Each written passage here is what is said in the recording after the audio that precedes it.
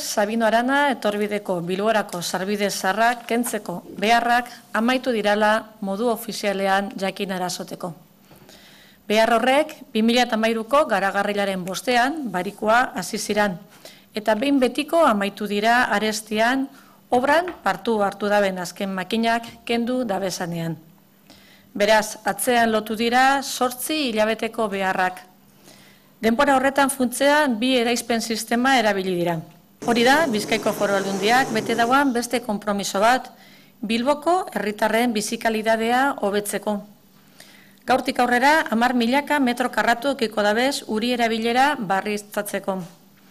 Obra delikadua izan da, une batzuetan alderdi teknikoan benetan gatza izan da, baina aurreikuspen arabera eginda eta ezusteko barik eta ezarritako epean. Para comunicarles de manera oficial la finalización de las labores de retirada de los antiguos accesos a Bilbao por Sabino Arana. Estos trabajos comenzaron el viernes 5 de julio del 2013 y concluyen definitivamente con la retirada de las últimas máquinas que han participado en esta obra. Atrás quedan, por tanto, 8 meses de trabajo, durante los que se han utilizado fundamentalmente 2 sistemas de demolición. Hemos retirado 1.324 metros lineales de tablero de hormigón entre el tronco y los ramales, con una superficie total de 23.850 metros cuadrados.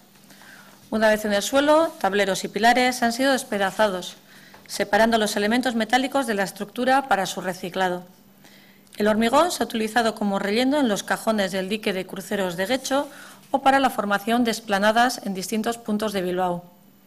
El acero ha sido reciclado por gestores autorizados. Las pantallas acústicas se han recolocado en la A8 entre Basauri y Ermua y el aglomerado se ha trasladado a una planta de la Diputación Foral de Vizcaya para su tratamiento posterior. La superficie total generada, una vez demolidos los viaductos, incluidos estribos y espacios entre ramales, es de 29.340 metros cuadrados.